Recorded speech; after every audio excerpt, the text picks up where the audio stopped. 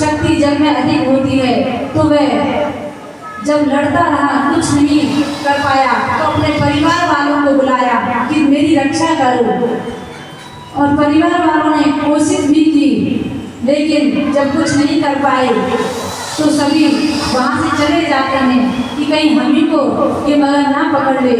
तो उस संकट की घड़ी में उस गज को छोड़ कर के वहाँ से वह चले जाते हैं। तो संसार में भी ऐसा ही होता है, सब प्रसन्नता में हमारा साथ देते हैं, सुखी होते हैं तो हमें सब अपना कहते हैं। थोड़ा सा हमारा जब संकट आता है, बुरा समय आता है तो सब किनारा कर लेते हैं। चाहे अपना कितना भी कोई सगा हो, वह संकट के समय में कोई साथ नहीं देता। तो ऐसे ही उस ग्रह का और गज का जब ये हाथ देखा, उनके परिवार वाले वहाँ से चले गए। अब उसके पास कोई आस्था नहीं कि मेरा प्राणों की रक्षा कौन करेगा। तो उसने अंत समय में प्रभु को पुकारा, और जब प्रभु को पुकारा है, प्रभु की वह, क्योंकि भगवान कहते हैं कि पहले तो तुम संसारियों से मदद मांगते हो, यदि पहले ही मेरी शरण में आ जाओ तो मैं तुम्हारा कल्याण भी कर दूँ।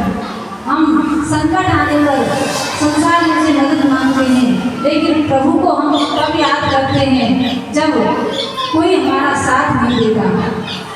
भगवान से हम पहले ही मुलाकात कर लें, उनसे बात कर लें, तो फिर भगवान कहते हैं मैं तो कभी दुख कर ही नहीं सकता। तो इधर जैसे ही चरण पकड़ा और उसको जल में खींचने लगा, तो थोड़ी सी सूंड उसकी जब बाहर रह गई तो उसने अब तड़प कर व्याकुल होकर प्रभु को पुकारा। और प्रभु अपने गरुड़ को भी छोड़कर भागकर आए हैं और उसको बचाया है। जैसे ही उसको बचाया तो उसने प्रभु की स्तुति की है, और स्तुति कर कर वह प्रभु से कहता है, प्रभु आज यदि आप नहीं आते तो मेरी रक्षा कौन करता। घर परिवार वाले तो मुझे संकट की घड़ी में छोड़कर चले गए। अब तो मैं आपका ही भजन करूँगा, सत्संग करूँगा। तो वह गज बार बार प्रभु से बस यही कहता है कि अब मैं इस संसार में बिल्कुल नहीं जाऊँगा, और हमको कोई कितना ही कष्ट दे ले, लेकिन हम घर में ही पड़े रहते हैं, ना भगवान का नाम लेते हैं, ना ही कीर्तन करते हैं, सत्संग करते हैं। बस संकट आ जाए तो थोड़ा सा प्रभु की ओर देख लेते हैं, और थोड़ी सी खुशी आई तो प्रभु को छोड़ देते हैं। भगवान को हर पल याद रखना चाहिए, वही मनुष्य है।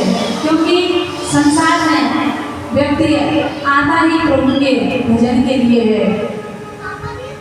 तो संत कहते हैं कि संसार में आना जाना लगा रहेगा, इसलिए प्रभु का राम नाम जपो, पता नहीं कब क्या हो जाएगा। आना जाना यहाँ निरंतर, आना जाना यहाँ निरंतर, कोई न परमानेंट, तू भज ले राम नाम अर्चें, तू भज ले राम, तू भज ले राम नाम अर्चें। आना जाना यहाँ निरंतर, आना जाना यहाँ निरंतर, कोई न परमानेंट, तू भज ले राम नाम अर्चें, तू भज ले राम नाम अर्चें, तू भज ले राम राम राम, तू भज ले राम राम राम, तू भज ले राम राम राम, तू भज ले राम राम राम।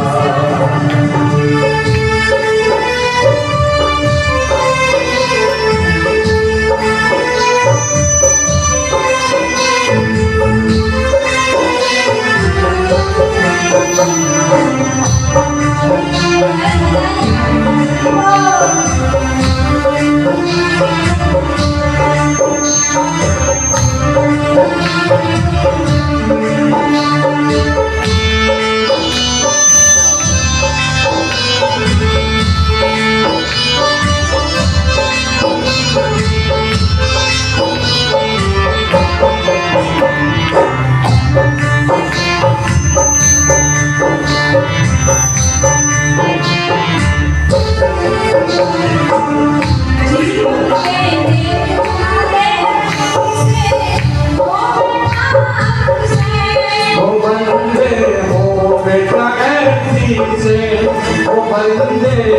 होगा एक स्टूडेंट।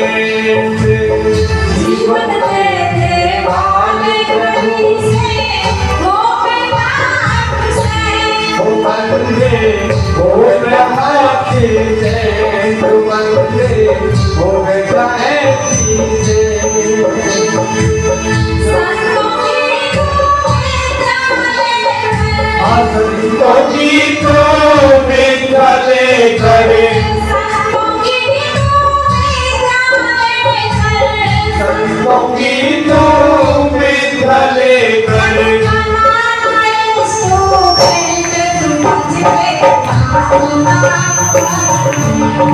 भजले राम नाम हरि जय, भजले राम नाम हरि जय। आना जाना यहाँ तीरथ, आना जाना यहाँ मेरा करे। नाम नाम हरि जय, भजले राम नाम हरि जय।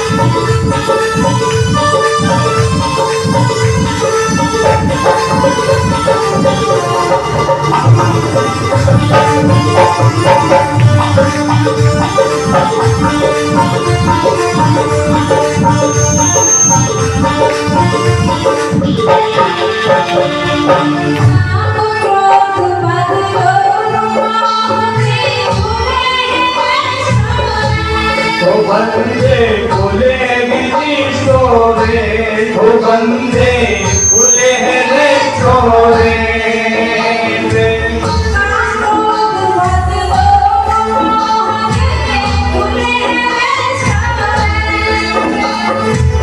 खुले हैं छोरे, बंदे खुले हैं छोरे।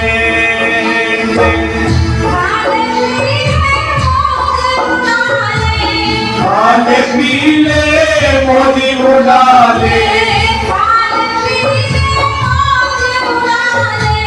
खाले पीले मोदी बुला ले।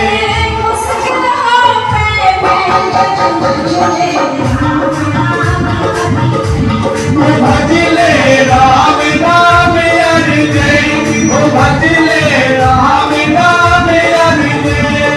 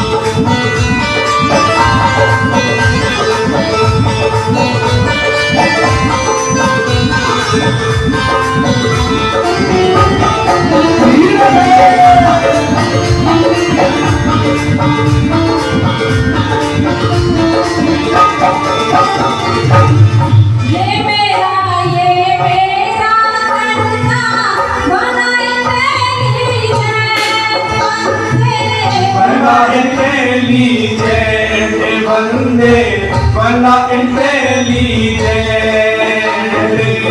ये मेरा बना इंटेलिजेंट। बंदे बना इंटेलिजेंट, बंदे बना इंटेलिजेंट। भूल जाएगा सारी चौकड़ी, भूल जाएगा सारी चौकड़ी, भूल जाएगा सारी चौकड़ी। भूल जाएगा सारी चौकड़ी।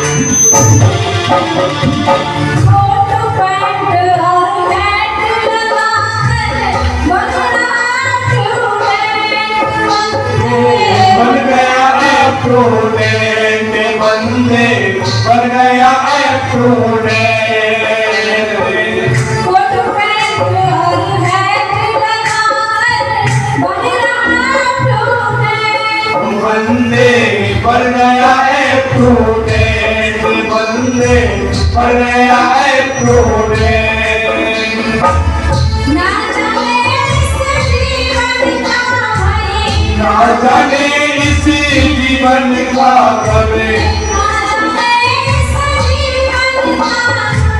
ना जाने इसी जीवन का कभी चले राविना मेरे बंदिले राविना मेरे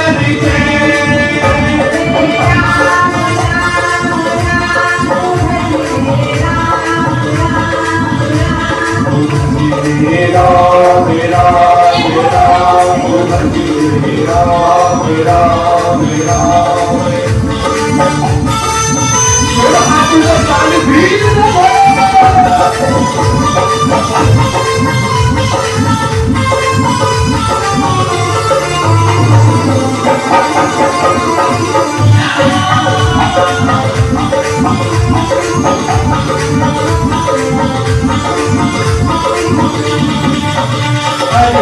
आना जाना यहाँ निरंतर आना जाना यहाँ निरंतर कोई ना बदले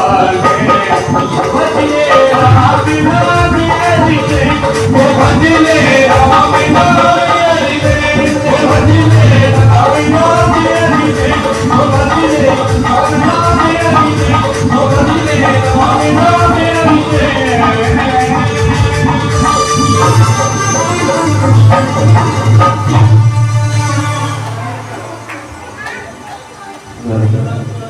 बोल वृंदावन हरियाली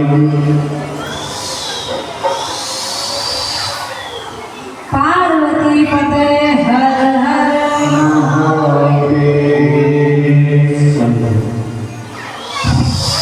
तो भगवान का नाम जो भी जपेगा उसी का कल्याण होगा। तो एक गज ने भी जब प्रभु को पुकारा तो प्रभु दौड़कर उसकी रक्षा करने के लिए आए। भगवान ये नहीं देखते कि हम मानव हैं या दानव हैं, जो भगवान को पुकारेगा भगवान उसी के पास जाते हैं। तो एक पशु होते हुए भी गज ने जब व्याकुल होकर के प्रभु को पुकारा तो प्रभु उसके लिए भी आ गए। इधर जब प्रभु आते हैं तो ग्रह का उद्धार करते हैं और गज को मुक्त करते हैं। इधर कहा कि ये गज और ग्रह पूर्व जन्म में कौन थे जिनके पुकारने पर प्रभु स्वयं आए। तो कहा कि ये पहले गंधर्व थे और ये जो ग्रह था ये गंधर्व रूप में जब स्नान कर रहा था नदी में तो इसने देवल ऋषि का पैर पकड़ लिया, क्योंकि वे जब संध्या बंदन कर रहे थे अर्घ्य दे रहे थे तो वह पीछे से आता है और उन ऋषि का पैर पकड़ लेता है। वे प्रभु को ध्यान रहे थे उधर और उसने जब ये किया तो उनके मुख से निकल गया कि तुम्हारी जो क्रिया है एक मगर की तरह है, तुमने मेरा पैर पीछे से पकड़ा है इसलिए तुम मगर हो जाओ। तो भगवान ने देवल ऋषि ने उनको श्राप दिया और वह जब मगर होने का श्राप देते हैं तो वह उनके चरणों में वंदन करते हैं और कहते हैं कि आप मुझे क्षमा कीजिए, लेकिन आपने मुझे ग्रह का श्राप तो दे दिया लेकिन मेरे कल्याण का मार्ग भी बताइए। कहा कि जब तुम किसी गज का पैर पकड़ोगे तो भगवान स्वयं तुम्हारा उद्धार करने के लिए आएंगे। इस प्रकार उस हुहू नाम के गंधर्व से कहा और बातें मत करो बच्चा पार्टी, चुपचाप बैठ जाओ, कॉफी नहीं मिलेगी तो समझाओ।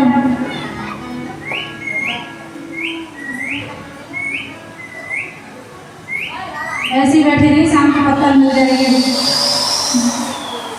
वृंदावन बिहारी लाल की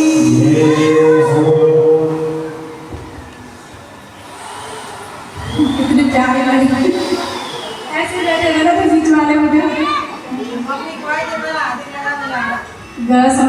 बोल बोल वृंदावन बिहारी लाल की जय हो। तो जो गज था वह इंद्रद्युम्न नाम का राजा था और उसने जब तप किया तो जब तप कर रहे थे तो उनके पास में अगस्त्य ऋषि आते हैं और जैसे वे आए तो वह जड़ की भांति खड़ा रहा और उसने उनका सम्मान नहीं किया।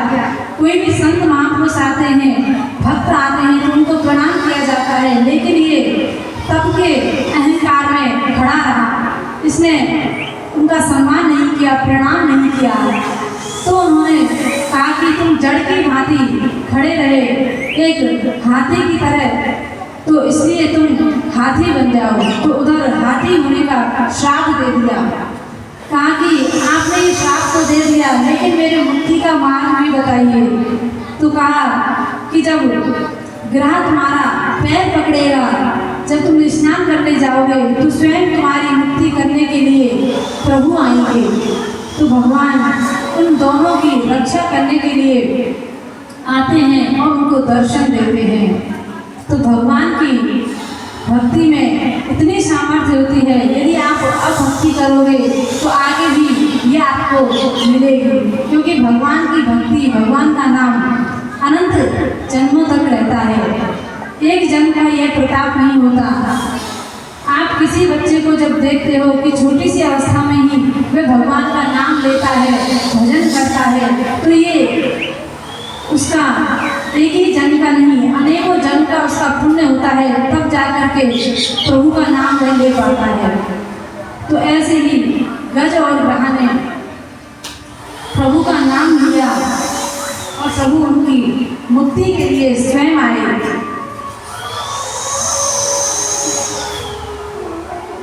इधर श्री सुखदेव जी राजा परीक्षित से पूछते हैं कि अब आप आगे कौन सी कथा श्रवण करेंगे। तब कहा कि आप मुझे समुद्र मंथन की कथा को श्रवण कराइए कि समुद्र मंथन कैसे हुआ।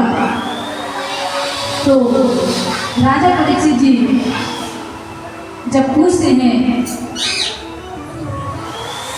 यथा भगवता ब्रह्मन् मथितः क्षीरसागरः यदर्थं वा यतश्चार्थी दधानां गोचरात्मना, कि ये क्षीर सागर का मंथन कैसे हुआ, इतना विशाल क्षीर सागर, इसको कैसे मथा गया। तब श्री सुखदेव जी राजा परीक्षित जी को श्रवण कराते हैं कि एक बार दुर्वासा ऋषि भगवान के दर्शन करने के लिए गए और उन्होंने अपनी प्रसादी माला दुर्वासा ऋषि जी को दी। जब उस माला को वे धारण करके आ रहे थे तो मार्ग में उनको इंद्र मिला। इंद्र जब मिला तो उन्होंने सोचा ये सम्मानीय व्यक्ति है, तो इसलिए उन्होंने वह माला इंद्र को पहनाई। और जब इंद्र को पहनाई तो वह इंद्र ने अपने गले से उतार कर हाथी को पहना दी। ऐरावत के गले में जो गाली है तो हाथी का स्वभाव, उसने वह सूंड से उतार कर पैरों से कुचल दी। और जब इस प्रकार प्रभु के प्रसाद की अवहेलना की तो दुर्वासा ऋषि जी ने क्रोध में आकर उससे कह दिया कि तुम्हें अपनी स्त्री का घमंड है, धन का घमंड है, इसलिए तुम्हारी जो राजलक्ष्मी है वह समुद्र में चली जाए। इस प्रकार जब श्राप दिया है तो इधर कुछ समय के बाद में देवताओं की जो राजलक्ष्मी है वह समुद्र में चली जाती है। और इधर अब समुद्र मंथन के लिए क्योंकि देवताओं को कोई ठिकाना नहीं मिला तो वह प्रभु के पास जाते हैं और प्रभु के पास जाकर के वे कहते हैं कि आप ही हमारी मदद करें। तो भगवान कहते हैं ठीक है, ऐसा करो, समुद्र का मंथन करो। कहा कि प्रभु समुद्र कोई छोटा मोटा थोड़ी है जो इसका मंथन किया जा सके, इतने विशाल समुद्र का मंथन कैसे होगा। तब कहा कि इसका मंथन मैं जैसे कहूँ वैसा आप करना। तो भगवान ने कहा कि मंदराचल पर्वत को रई बनाओ और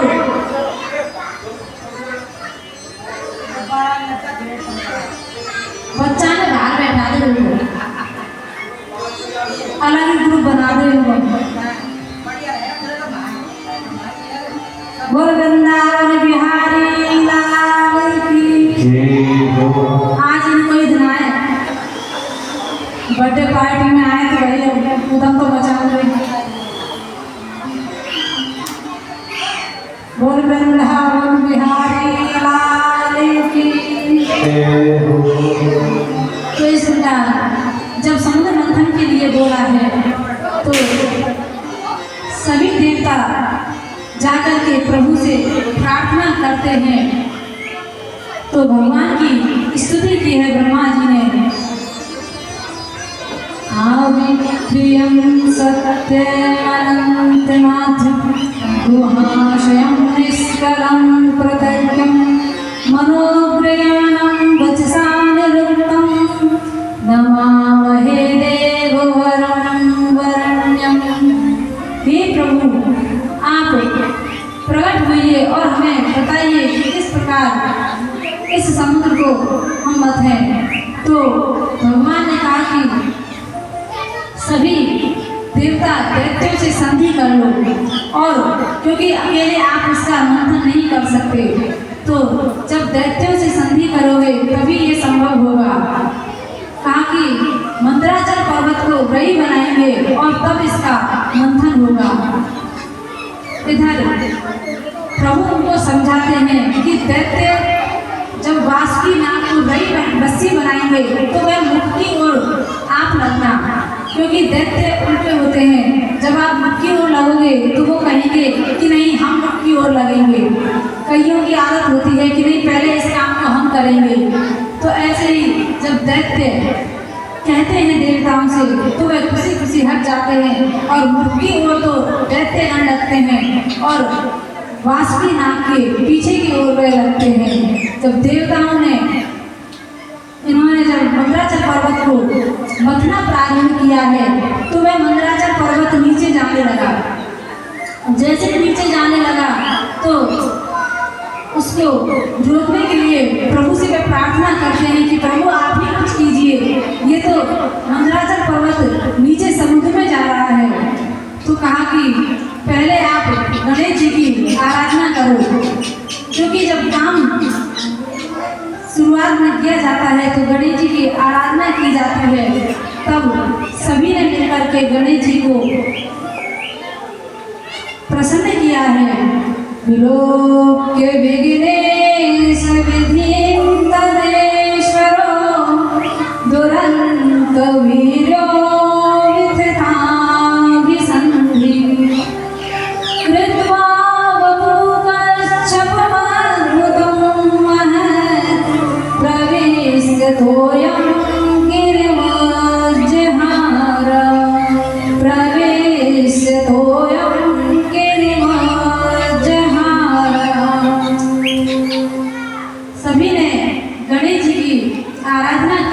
और प्रभु ने अब कच्छप को धारण किया और कच्छप को धारण करके मंदराचल के नीचे बैठ गए।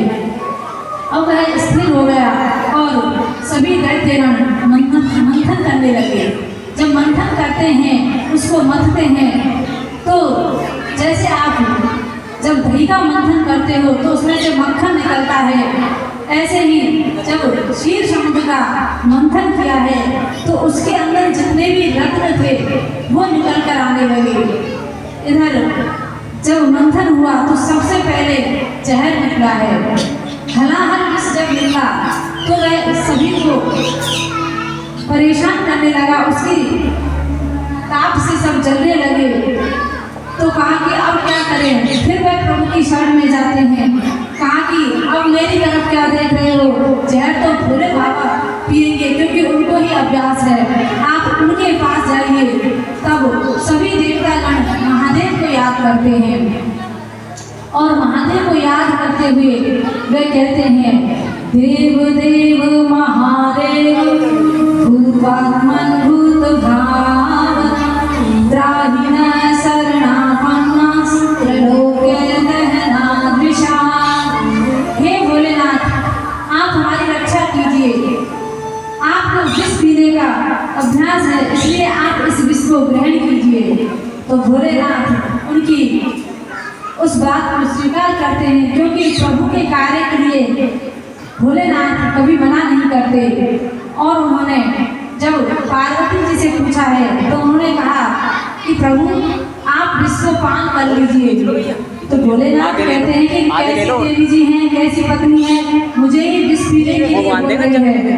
कहा कि मुझे पता है आप उस विष को ग्रहण कर लेंगे तो आपको कुछ नहीं होगा, क्योंकि आपके पास एक ऐसा अमृत है उसका प्रभाव आपके ऊपर होगा ही नहीं। तो वो अमृत राम नाम का अमृत है। भोले भगवान हमेशा राम नाम में ही डूबे रहते हैं और जब उस विष को पान करते हैं तो जैसे ही वे पान करते हैं विचार करते हैं यदि इसको मैंने अंदर ग्रहण किया, पेट के अंदर यदि ले गया तो हृदय में मेरे प्रभु बैठे हैं, उनको परेशानी होगी, इसलिए यदि इसको बाहर ही रखते हैं तो सभी जीव जंतुओं को परेशानी होगी। तो उन्होंने अपने कंठ में ही इसको धारण किया है। तब से प्रभु का नाम नीलकंठ पड़ गया। बोले नीलकंठ भगवान की जय। तो भगवान ने अपने कंठ में उसको धारण किया और इसके बाद पुनः जब समुद्र मंथन हुआ है तो कामधेनु गाय निकली जिसको स्वर्ग भेज दिया गया। फिर ऐरावत हाथी निकला जिसको इंद्र ने ले लिया। कौस्तुभ मणि निकली। अब भगवान ने कहा मैंने तुम्हारी इतनी मदद की है तो मेरा भी हिस्सा होना चाहिए। अब कौस्तुभ मणि जब निकली तो प्रभु ने वो अपने पास रख ली। इधर जब घोड़ा निकला है तो उस घोड़े को राजा बलि को दे दिया। अनेकों जब मंथन करके रत्न निकले हैं तो कहते हैं कि दरिद्रता देवी भी उसमें से निकली है और वह उसको जब कोई लेना नहीं चाहता, क्योंकि दरिद्रता कौन चाहता है, गरीबी कोई नहीं चाहता, तो उदाहरण किसी ने उनको लिया लेकिन वह भी उसे सहन नहीं कर पाए तो उन्होंने पीपल में वास ले दिया। पीपल की जड़ में तो भगवान विष्णु का वास है, लेकिन जो 7 पत्ते हैं उनमें दरिद्रता का वास है। इसलिए कहा जाता है कि पीपल को काटना नहीं चाहिए। तो इस प्रकार जब राजलक्ष्मी भी उसमें से निकलती हैं और जैसे ही लक्ष्मी जी निकली तो प्रभु ने कहा कि आप इनमें से कोई भी इनको एक धारण करे, लेकिन लक्ष्मी जी कहती है मैं स्वयंवरा हूँ, मैं स्वयं अपना वर चुनूंगी। इसलिए वह भगवान के ही गले में माला डाल देती हैं और प्रभु को स्वीकार कर लेती हैं। तो इसके बाद अनेकों जब रत्न निकले हैं तो अंत में निकला अमृत का कलश। जब अमृत का कलश निकला है तो अब सभी आपस में लड़ने लगे। अमृत का कलश देखते ही देवतागण और दैत्यगण आपस में जब लड़ते हैं मिथन कलिर्भूतेषां तदर्थे तत्सचेतसाम् अहं पूर्वं नागम्यते प्रभु। कि पहले मैं इसको पान करूंगा, पहले मैं इसको पान करूंगा, ऐसे जब लड़ने लगे तो प्रभु ने सोचा कि ये अमृत अब मुझे ही देवताओं को पान कराना होगा। तो भगवान मोहिनी का रूप धारण करते हैं और जैसे ही एक सुंदर स्त्री के रूप में आते हैं तो वहाँ बातें मत करो, आकर के शांति से बैठ जाया करो। बोल वृंदावन बढ़िया लग रही थी। वृंदावन हरि लाल की जय। तो जब अमृत का कलश निकला तो सभी दैत्यगण और देवतागण जब लड़ने लगे तो कहते हैं आपस में जब लड़ रहे थे तो प्रभु ही मोहिनी का रूप धारण करके आते हैं और जब वह सुंदर स्त्री के रूप में आए तो दैत्यगण उन पर मोहित हो गए और उन्हें देखने लगे। कहते हैं कि अरे कहाँ इस अमृत के चक्कर में पड़े हो, देखो असली अमृत तो वो है। तो अब उनकी तो प्रभु ने बुद्धि ही भ्रमित कर दी। इधर जब वे उन देवी के पास जाते हैं और उससे पूछते हैं, देवी तुम कौन हो और कहाँ से आई हो? तब कहा कि मैं आपको अमृत पान कराऊंगी, आप व्यर्थ में ही झगड़ा कर रहे हो, लाओ मैं तुम दोनों को अर्थात दैत्यों को और देवताओं को अमृत पान कराती हूँ। सभी पंक्ति लगा करके बैठ जाओ। तो अमृत का कलश जब हाथ में लिया तो वह अमृत पान कराने लगी और कहा कि देखो पहले मैं देवताओं को अमृत पान कराऊंगी, क्योंकि ये जो ऊपर का पतला पतला अमृत है इसे देवताओं को पान करा देती हूँ और गाढ़ा अमृत जो है मैं आपको पान करा दूंगी। अब दैत्यगण ये समझ नहीं पाए कि अमृत कैसा होता है, वह तो उनकी सुंदरता में ही खो गए। तो कहा कि ठीक है देवी, जैसा तुम कहोगी वैसा ही हम करेंगे। अब तो प्रभु मोहिनी के रूप में जब अमृत पान करा रहे हैं तो इधर एक जो राहु नाम का दैत्य है उसको शंका हुई और जैसे शंका हुई तो वह सूर्य और चंद्र के बीच में जाकर बैठ गया और उनके बीच में जाकर जब बैठा है तो प्रभु ने उसकी सुदर्शन चक्र से गर्दन उड़ा दी, क्योंकि उसने अमृत तो पान कर लिया था। और कहते हैं पहले 7 ग्रह थे, फिर बाद में इसकी घटना के बाद 9 ग्रह हो गए और भगवान ने इस प्रकार सभी देवताओं को अमृत पान कराया। अब कहते हैं ना कि जब हमारे पास शक्ति आ जाती है, पैसा धन आ जाता है तो हम मद में पागल हो जाते हैं। ऐसे ही देवतागण अमृत का पान करके अब उनको लगा कि अब हमें कोई मार तो सकता नहीं, तो वह भोग विलास में डूब गए। और जब इस प्रकार भोग विलास में डूबते हैं तो दैत्यों को मृत संजीवनी विद्या से शुक्राचार्य जी ने जीवित कर दिया और उन्होंने देवताओं के स्वर्ग पर आक्रमण कर दिया। और जब आक्रमण किया तो वह स्वर्ग को जीत गए और देवतागण अब भिखारी बन गए, दर दर वह भटक रहे हैं। जब दर दर भटकने लगे तो इधर अब वह अपनी रक्षा के लिए इधर उधर भटक रहे हैं। जब कोई उनकी रक्षा नहीं करता तो इधर जब अदिति जी को पता चला कि मेरे पुत्र संकट में हैं, क्योंकि कश्यप जी की 2 पत्नियां थीं, दिति और अदिति। जो अदिति थी उनके देवता हैं और जो दिति थी उनके दैत्य हैं। तो उन्होंने कहा कि मैं अपने पुत्रों की रक्षा के लिए प्रभु से प्रार्थना करती हूँ, क्योंकि मैं मेरे पुत्रों की रक्षा हर संभव करूँगी। आप बताइए क्या करना चाहिए? तो कश्यप जी ने कहा कि देवी आपको एक व्रत करना पड़ेगा। तो जब व्रत की बात कही, कहा कि आप जैसा कहोगे वैसा मैं करूँगी। तो कश्यप जी उनको पयोव्रत का पालन करने के लिए बोलते हैं। कहा कि आपको प्रभु का नाम जप करना पड़ेगा और इस व्रत में जो दूध की मात्रा है वह घटती चली जाएगी और आप सच्चाई का साथ देना अर्थात झूठ कभी मत बोलना। तो इस प्रकार अनेकों नियम उन्होंने बताए। और जब अनेकों नियम बताते हैं तो वहाँ सभी नियमों का पालन करती हैं और भगवान कहते हैं कि जो भी नियमों का पालन करता है उसको अवश्य ही मेरी प्राप्ति हो जाती है। क्योंकि देखिए भगवान नियम से मिलते हैं। हम मंदिर जाते हैं तो भगवान की आराधना जब करते हैं तो 1 दिन जाते हैं, 2 दिन जाते हैं, थोड़ा सा संकट आया तो हम मंदिर जाना सबसे पहले छोड़ते हैं। जैसे कि अब बारिश चल रही है तो अरे आज नहीं कल जाएंगे। तो इसलिए भगवान ऐसे प्रसन्न नहीं होते। जिसके जीवन में कोई नियम है, कोई ना कोई एक नियम अवश्य होना चाहिए।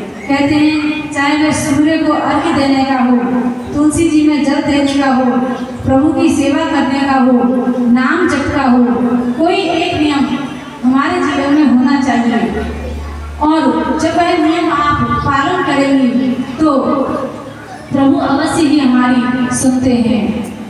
तो ऐसे ही इस संसार में अनेकों चीज हैं कि हम हर कुछ प्राप्त करना चाहते हैं, लेकिन प्रभु को प्राप्त करने के लिए हमें मेहनत करनी पड़ती है।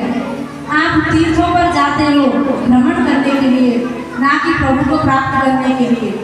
चलो चलते हैं, वहाँ पर भगवान के दर्शन तो होंगे ही, लेकिन वृंदावन में जो जाते हैं वहाँ चाट पकौड़ी खाने के लिए भी जाते हैं। अब तो भगवान के धामों में हम दर्शन करने कम जाते हैं, हम अपने घूमने फिरने के लिए जाते हैं, क्योंकि भगवान की भक्ति तो घर में रहकर भी प्रभु कहते हैं कि मेरा भक्त यदि घर में जाएगा तो मैं उसके घर चलकर भी आऊँगा। कबीरदास जी कपड़ा बुनने का कार्य करते थे, कभी अपने कार्य को वह नहीं छोड़ते थे, क्योंकि गृहस्थियों का पहला धर्म है अपने घर को संभालना, उसके बाद सारे कार्य पीछे हैं। तो गृहस्थ धर्म में आप रहते हो और घर का कार्य करते हुए यदि आप प्रभु का नाम लेते हैं तो प्रभु आपका साथ देते हैं। कबीरदास जी ताना वाना बुनते हैं, कपड़ा बुनते हैं और प्रभु का नाम लेते हैं। और जब प्रभु का नाम लेते हैं तो उनकी ख्याति जब बढ़ने लगी तो बड़े बड़े संतों ने सोचा कि अरे कबीर कबीर कबीर होता रहता है, चलो इनके दर्शन करके आते हैं, कैसा कबीर है, कैसा महात्मा है। तो जब संत महापुरुषों की मंडली उनके दर्शन के लिए जब जाती है तो जैसे ही देखते हैं कि अरे कबीरदास जी तो कपड़ा बुन रहे थे, कहा कि अरे हम इतनी दूर से चलकर आए हैं, हमने तो सोचा कि कबीरदास कोई बहुत बड़ा महात्मा होगा, सोने चांदी के सिंहासन पर बैठा होगा और चवर ढूंढ रहे होंगे, ये तो कपड़ा बुन रहा है, ये कैसा महात्मा है। अब तो जब ये बात सभी संत विचार करते हैं तो कहते हैं कि आए थे हरि भजन को ऑटम लगे कपास, और हम इस संसार में आकर भगवान को भूल जाते हैं और इस काम धंधे में इतना हो जाते हैं कि प्रभु को याद ही नहीं रखते। भगवान का भक्त दिखता नहीं कि ये भजन करता है, लेकिन इस संसार में रहते हुए भी वह प्रभु को प्राप्त कर जाता है।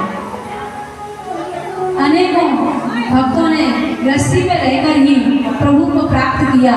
जनाबाई महाराष्ट्र की भक्ता हैं, वे घर का कार्य करती थी, बचपन से ही भगवान की भक्ति करती, और जब भगवान की भक्ति करती तो भगवान उन पर रीझ गए, क्योंकि भगवान सरल हृदय पर ही रीझते हैं। जिनका मन स्वच्छ होता है, छल कपट नहीं होता, तेरे मेरे की भावना उनके अंदर नहीं रहती, भगवान उसी का साथ देते हैं। तो जनाबाई जब अपने घर का कार्य करती तो भगवान उसके साथ साथ घर का कार्य करते थे, लेकिन वे किसी से बोलती नहीं थी। जब कोई छुपके देखता था कि ये बात तो करती है, पता नहीं किससे करती है, भगवान हर किसी को दिखते नहीं, उनको ही वे दिखाई देते थे।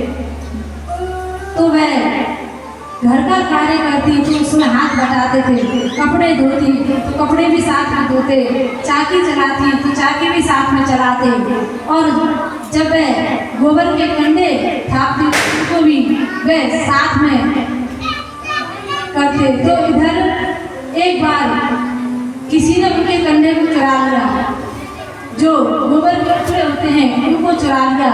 अब वे आपस में लड़ने लगी कि अरे ये उपले तो मेरे हैं, इनको क्यों चुरा रही है।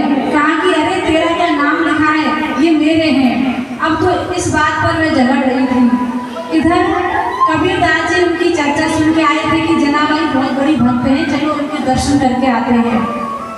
तो नामदेव जी और कबीरदास जी जब देखते हैं कि अरे ये कैसी भक्त है, ये तो गोबर के कंडों के लिए लड़ रही है, आप इतनी दूर से चलकर इसके लिए आए हैं। अब तो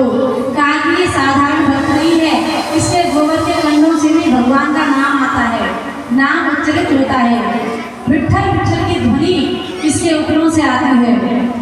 कहा कि ऐसा भी होता है कि निर्जीव वस्तु से भी भगवान का नाम आ सके। तो कबीरदास जी ने एक उपला उठाया और कान के पास लगाया, तो उसमें से विट्ठल विट्ठल की ध्वनि आ रही थी। तो भगवान का भक्त बड़ा विचित्र होता है, वह देखता नहीं कि संसार में हम चाहते हैं कि हम भगवान का भजन करें तो हम दिखाई दें, हम अपनी प्रसिद्धि चाहते हैं। तो भक्ति सोना चांदी है, छुपा के करना रोज, भों किए हरि नाम मिले, कह गए दास कबीर। तो जो कहते हैं कि ढोंग करने से भगवान नहीं मिलते, हमको पता है कि हम कैसे हैं। यदि हम फिर भी दुनिया को जलाने के लिए ये साबित करें कि हम बहुत बड़े भक्त हैं, तो हमको कुछ हाथ लगने वाला नहीं है। भक्ति को जितना आप छुपाकर करोगे उतना ही वह फलित होगी। तो इधर जब अदिति जी अपने पति से कहती हैं कि आप बताइए कि मैं अपने पुत्रों की रक्षा कैसे करूं, तो उन्होंने जब पयोव्रत का व्रत धारण किया है तो भगवान उनको उस व्रत के माध्यम से दर्शन देते हैं। और जब दर्शन देते हैं तो प्रभु ने कहा कि आप वरदान मांगिए। जब वरदान के लिए कहा कि प्रभु देखो, मुझे कोई ऐसा वरदान नहीं चाहिए, बस मैं ये चाहती हूँ मेरे पुत्र सुखी रहें, उनको उनकी स्वर्ग का राज्य हो जाए, बस मुझे और कुछ नहीं चाहिए।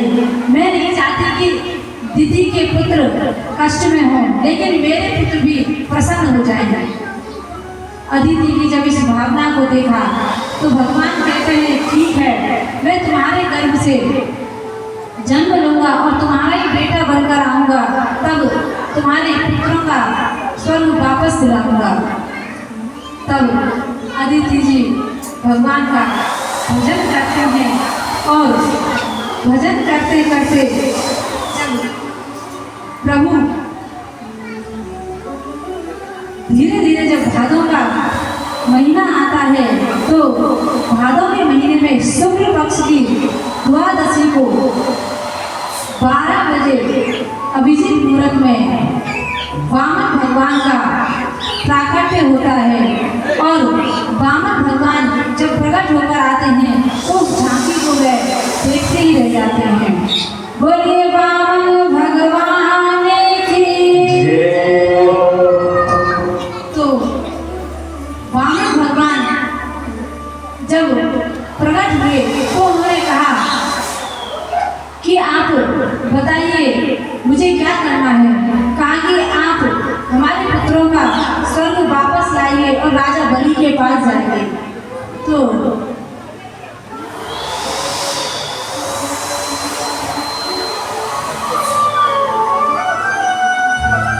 है ना, तो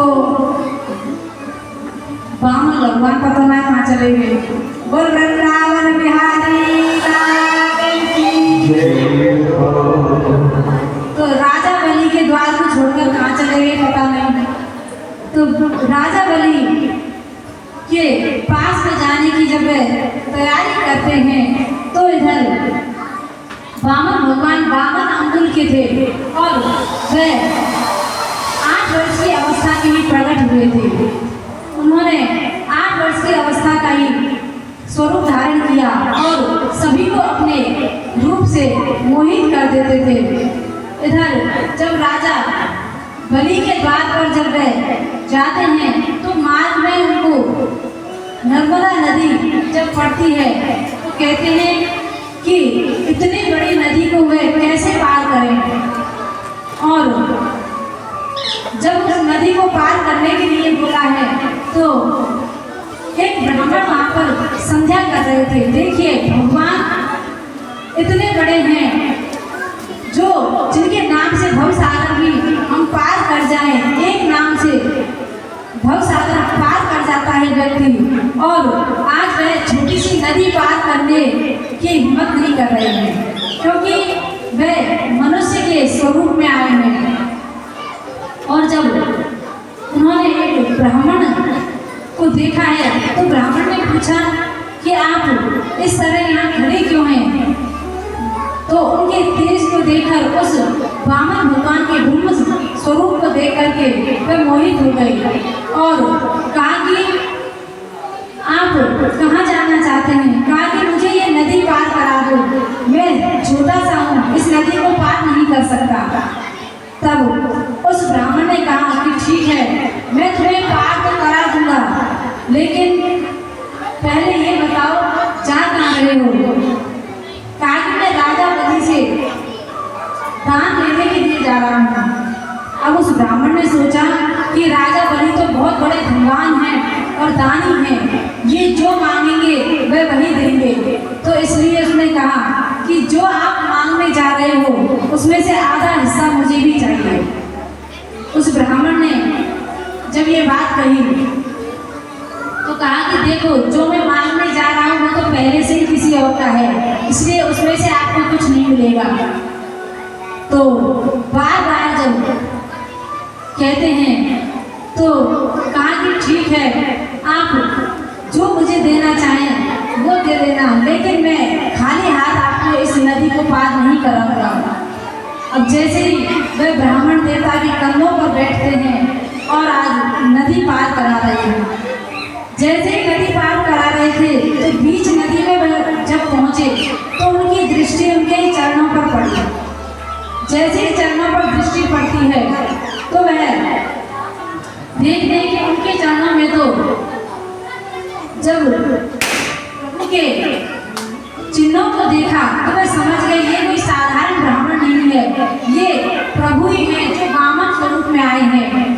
तो वे बार बार उनसे कहते हैं कि देखो, अब मैं ये नदी पार नहीं कराऊंगा।